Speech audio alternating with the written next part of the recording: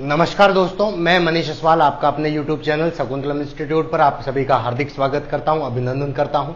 साथ ही मैं बताना चाहूं बेटा, वो अपन नंबर सिस्टम का 3 पार्ट पढ़ चुके हैं। आप प्लेलिस्ट में जाकर बाकी के तीनों वीडियोस देख सकते हैं। प्लेलिस्ट में लिखा होगा maths by Manish Aswal sir, वहां क्लिक करेंगे, बाकी के तीनों वीडियोस आपको मिल जाएंगे। आज अपन चौथा कंटेंट चल रहे हैं, बिना टाइम को गंवाए सीधे क्वेश्चनों पे लेकर चलता हूं मैं आपको। तो जो लोग यहां पर नए आए हैं उन सभी से आग्रह करता हूं, अगर आपको कंटेंट में अच्छा लगता है, कंटेंट में मजा आ जाता है आपको, तो चैनल को लाइक करें, शेयर करें, सब्सक्राइब करें। आपका अपना चैनल है शकुंतलम इंस्टीट्यूट। तो आते हैं डायरेक्ट क्वेश्चन पे। देखिए, आज जो क्वेश्चन लेके चल रहा हूं, मैंने आपको बताया था क्वेश्चन आपका जीरो से टॉप लेवल होने वाले हैं। क्वेश्चन मैंने आपको बताए हैं जीरो से टॉप लेवल ही रहेंगे। आपके एसएससी सीजीएल हो, चाहे एसएससी +2 हो, चाहे आपका बैंक एग्जाम हो, चाहे रेलवे का हो, चाहे पटवार हो, चाहे कोई भी एग्जाम हो, किसी भी प्रकार का एग्जाम होगा, सभी प्रकार के क्वेश्चन मैं यहां पर लेकर चल रहा हूं। तो देखिएगा, क्वेश्चन लिखते ही बाकायदा आपको पता लग जाएगा कि क्वेश्चन का लेवल क्या होने वाला है। यहां पर आपको क्वेश्चन का लेवल पता लग रहा होगा कि क्वेश्चन किस लेवल के आपसे यहां पर सॉल्व कर रहे हैं।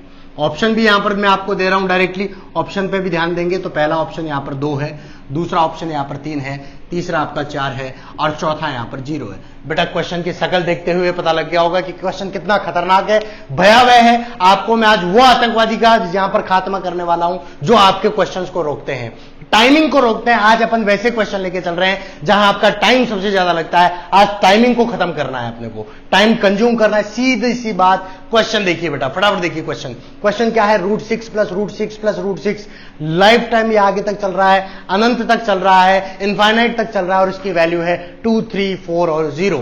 इनमें से क्या होगा? तो देखिए, क्वेश्चन को सबसे पहले मैं बेसिक से शुरू करता हूं। तो बेसिक में इस क्वेश्चन को क्या लिख सकता हूं कि मैं इसको ले लूं यहां पर x, इस पार्ट को मैं ले रहा हूं x, तो यहां पर x इक्वल्स टू क्या लूंगा?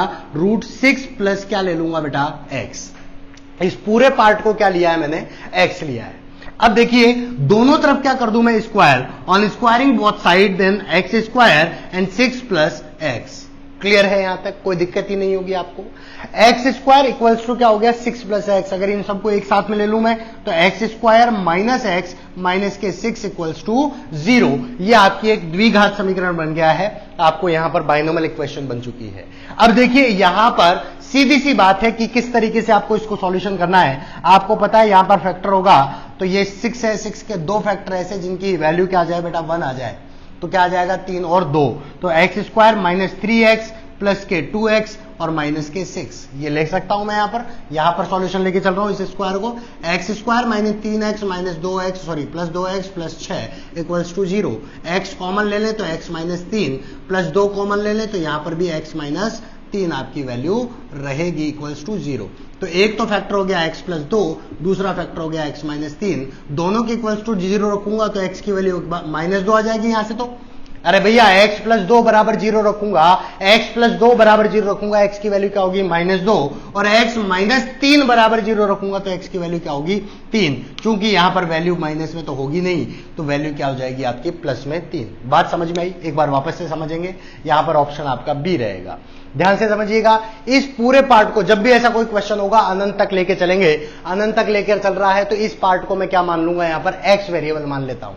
तो देखिए, √6 प्लस ये पार्ट क्या माना अपन ने? x इक्वल्स टू क्या ले लिया बेटा? x की वैल्यू। तो दोनों तरफ स्क्वायर करने पर x² = 6 + x, इसकी द्विघात समीकरण बन जाएगी। x² - x - 6 equals to 0। Solve करेंगे तो आपकी x की 2 वैल्यू आ जाएगी, एक तो -2 और एक प्लस के 3। बोलो, बात समझ में आ गई क्या? बिल्कुल, मुझे पता है बेटाओं, मैं आप लोगों के लिए वही काम कर रहा हूं यहां पर। मुझे पता है आपको ये XYZ से डर लग रहा है, तो जिनको ये मेथड समझ में आ गया, ये तो बेसिक कंसेप्ट था। मुझे पता है आपको डर लग रहा है, आपके लिए ऐसा तरीका देने वाला हूं, आप देखते ही उड़ा देंगे। अगर ये x वाला तरीका भी आप यूज करते हैं, थोड़ा टाइम आपको लग जाता है, लेकिन बहुत ऐसा टाइम आपको तरीका देने वाला हूं जिससे आज आपका टाइम खत्म हो जाएगा। पूर्ण रूप से आप टाइम पर कमांड बना लेंगे। देखिए, करना क्या है भैया, यहां पर ये x वाला फैक्टर तो यूज नहीं करना अपने को। करना क्या है, यहां क्या डिजिट है उस डिजिट को उठा लाओ। डिजिट क्या है? 6 है, सब जगह क्या है? 6 है। एक चीज आप ध्यान से समझिएगा कि ये लगातार इनफाइनाइट तक चलना चाहिए, कहीं तक भी, मतलब ये आगे इस तरीके से डैश डैश डैश आपको क्वेश्चन में मिलेगा। उसके लिए मैं बता रहा हूं, डायरेक्ट क्या ले लीजिए? डिजिट को उठा लीजिए 6 को और 6 के 2 फैक्टर कर दीजिए। 6 के गुणनखंड कर लीजिए। तो गुणनखंड क्या होते हैं? 6 के 2 और 3। भैया इसको 2 गुणा 3 लिख सकता हूं क्या मैं? तो 6 के 2 गुणनखंड कौन कौन से हो गए? 2 और 3। बात समझ में आ गई। दूसरी बात, इन दोनों का आपको क्या देखना है? डिफरेंस। डिफरेंस क्या होगा? 1। अंतर इनका 1 होना जरूरी है। भैया मैं बार बार रिपीट कर रहा हूं, अंतर 1 होना अति आवश्यक है। अंतर 1 है तो अब समझिएगा सर, समझिएगा क्या कहना चाह रहा हूं। अगर अंतर 1 है तो अगर प्रश्न में प्लस है तो बड़ी संख्या, प्लस है तो बड़ी संख्या, और अगर प्रश्न में क्या है? माइनस है तो क्या लेंगे? छोटी संख्या। बात समझिएगा, दोनों का अंतर 1 लेना है, इसके गुणनखंड ऐसे करने हैं कि दोनों का अंतर 1 आ जाए। 2 और 3 गुणनखंड हो गए, दोनों का अंतर भी 1 है। क्लियर है? प्लस है तो बड़ी संख्या और माइनस है तो छोटी संख्या। भैया इसके बीच में क्या था? प्लस था, तो प्लस में यहां पर बड़ी संख्या कौन सी होगी? 3। प्लस में कौन सी बड़ी संख्या हो गई? 3। तो यहां पर इसका आंसर डायरेक्टली क्या हो गया? 3। बोलो मजा आ गया कि नहीं आ गया? समझ में आया? कंसेप्ट क्लियर हुआ? अगर यहां पे बीच में माइनस होता तो इसका आंसर क्या होता? 2 होता। क्लियर है? प्लस है तो बड़ी संख्या, माइनस होगा तो छोटी संख्या। माइनस वाले क्वेश्चन को लेकर चल रहा हूं मैं आपके सामने। अगला पॉइंट, बात को समझिएगा, जब भी ऐसा कोई क्वेश्चन आता है लगातार में अनंत चल रहा है तो उस कंडीशन में आपको करना क्या है? सीधी सी बात है, 2 फैक्टर करने हैं, गुणनखंड करने हैं, और गुणनखंड करते ही आपका आंसर आ जाएगा। ये इस तरीके का है बेटा, ठीक है। √6 - 6 माइनस ये ऑप्शन दे रखे हैं आपको यहां पर 2, ऑप्शन बी 1, ऑप्शन सी यहां पर 4 और ऑप्शन डी आपको दे रखा है 0। बोलो क्या होगा? फटाफट बता दो भैया।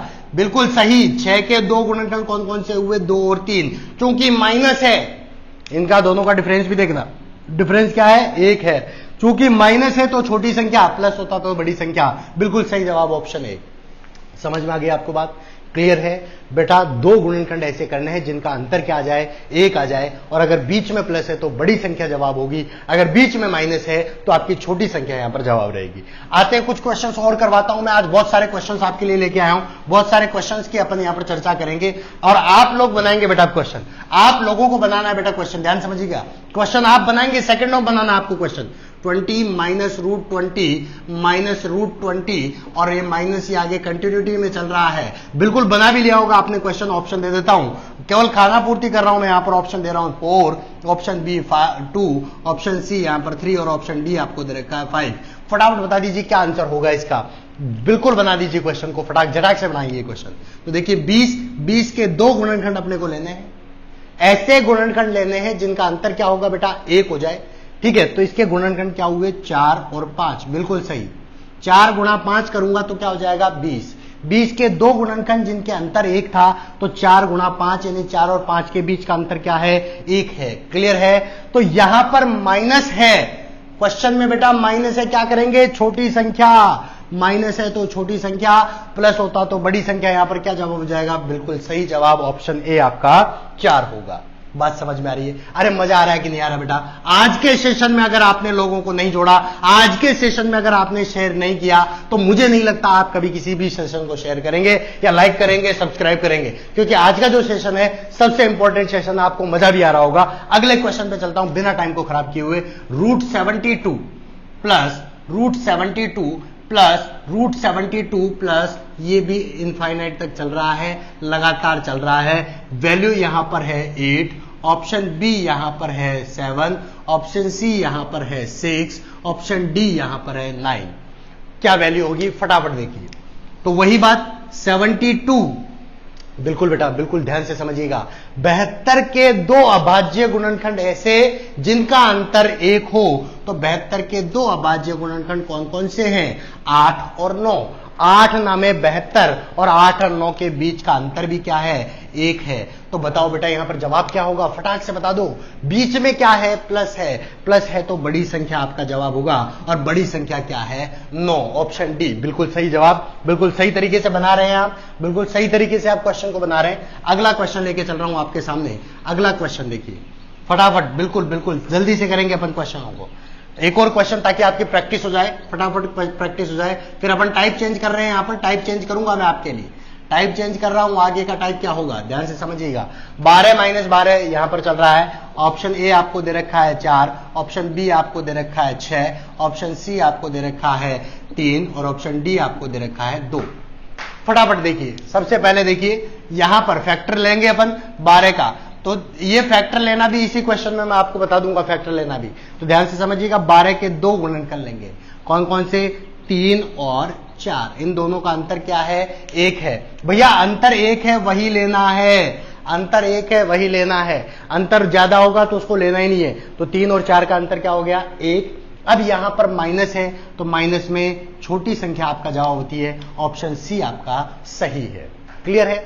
दूसरी बात देखो, इसको कैसे, ये फैक्टर आप नहीं बना पाए, मान लो गुणनखंड आपसे नहीं हो रहे, उस कंडीशन में क्या करेंगे, ये ऑप्शन दे रखे हैं, ऑप्शन को डिवाइड कर दो सीधा सा, 12 में भाग दो 4 का, 3 आ रहा है तो 4 और 3 अंतर 1 आ रहा है कि नहीं आ रहा, अरे भैया 4 का भाग दे दो 12 में तो अंतर क्या आ रहा है, 1 आ रहा है, 4 3 12, 3 और 4 में अंतर किसका है, 1 का है, तो छोटी संख्या इसका जवाब होगा, क्योंकि माइनस है और प्लस होता तो बड़ी संख्या। यहां से देखो 6 का भाग देंगे, 6 2 12, तो 2 और 6, 2 और 6 अंतर 4 का आ रहा है, ये वाला तो ले ही नहीं सकते अपन, अंतर 4 का है। क्लियर है। अब देखिए बात समझिएगा, कुछ क्वेश्चंस ऐसे भी हो सकते हैं जिनमें आपको डिफरेंस यहां पर 1 नहीं मिलेगा, उसकी भी मैं आपको आगे बात करूंगा। जब आपको डिफरेंस यहां पर 1 से ज्यादा मिलेगा तो उनकी मैं यहां पर बात कर लेता हूं, ठीक है। तो उस कंडीशन में आपको करना क्या है, जब आपको डिफरेंस आगे मिलेगा। फॉर एग्जाम्पल क्वेश्चन लेके चल रहा हूं, बहुत सारे क्वेश्चन है यहां पर दे रखा है, यदि बेटा सीजीएल में क्वेश्चन पूछा गया प्री में, यदि y equals to √3 plus √3 plus √3 इस तरीके से चल रहा है और ये अनंत तक चल रहा है, तो y का मान क्या होगा, y का मान क्या होगा। ऑप्शन यहां पर दे देता हूं, ऑप्शन दे रखा था 1 is greater than equals to less than equals to y is less than equals to, यहां पर 1 दे रखा है, ठीक है। दूसरा आपको ऑप्शन बी दे रखा है, यहां पर बनाना बताऊंगा बेटा, 2 is less than equals to y is less than equals to 3। Option C आपको दे रखा है 1 is less than equals to y is less than equals to 2। Option D आपको दे रखा है 1 is less than y less than 2, ये आपको ऑप्शन दे रखा है। कुछ इस तरीके से आपको ऑप्शन मिलेंगे, तो अब देखिए करेंगे क्या। सबसे पहले समझिएगा, ये 3 को मैं ले लेता हूं और देखिए वही तो क्वेश्चन है जो भी अपन कर रहे थे, 3 का सॉल्यूशन करेंगे, 1 और 3 के गुणनखंड किया अपन ने, 1 और 3, डिफरेंस देखिए बेटा कितने का है, 2 का। यहीं पर क्वेश्चन खत्म हो चुका, यहीं पर वो तरीका खत्म हो चुका भैया, डिफरेंस अलग आ गया है, इसके और कोई गुणनखंड ही संभव नहीं है, और डिफरेंस कितने का आ रहा है, 2 का आ रहा है। जब तक डिफरेंस 1 का नहीं है तब तक ये मेथड में जवाब नहीं देंगे। अब इस कंडीशन में करना क्या है सर, कुछ नहीं करना है, बिल्कुल कुछ नहीं करना है, मैं कह रहा हूं उस बात को समझिएगा, कुछ नहीं करना है, तरीका बता रहा हूं, सीधा सा तरीका बता रहा हूं। देखिए जब डिफरेंस नहीं बैठे आपका 1, तो उस कंडीशन में क्या करेंगे, 3 से बड़ी संख्या लेंगे। 3 से बड़ी कब लेनी है और छोटी कब लेनी है, 2 चीजें ध्यान रखिएगा। 3 से बड़ी तो तब लेनी है जब बीच में प्लस है, ध्यान से समझिएगा बेटा।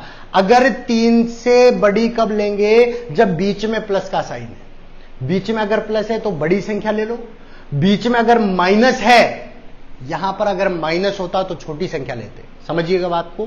बीच में अगर प्लस है तो बड़ी संख्या, माइनस है तो छोटी संख्या।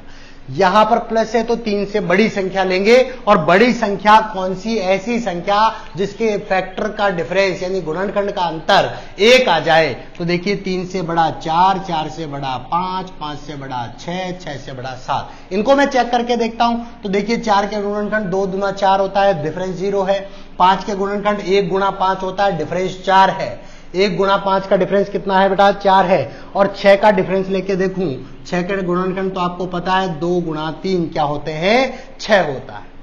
समझ में आ गई, इसको लेने की आवश्यकता ही नहीं है, यहीं पर डिफरेंस मुझे 1 मिल चुका है।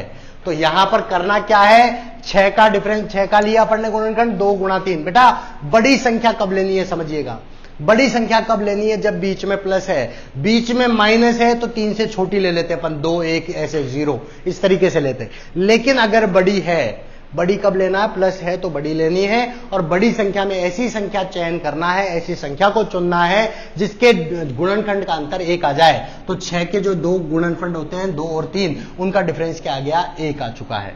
बात समझ में आ गई। जब 1 आ चुका है तो समझिएगा कि जो y की वैल्यू है, यानी इसका जो मान है वो किस किस के बीच में लाई करेगा, 2 और 3 के बीच में। तो y की वैल्यू किस किस के बीच में लाई करेगी, y की वैल्यू लाई करेगी 2 और 3 के बीच में, आपको ये वैल्यू लाई करेगी। क्लियर है? आपका ऑप्शन हो जाएगा 2 is less than equals to y is less than equals to 3। तो यहां पर ऑप्शन कौन सा है? Option B. बात समझ में आ गई क्या?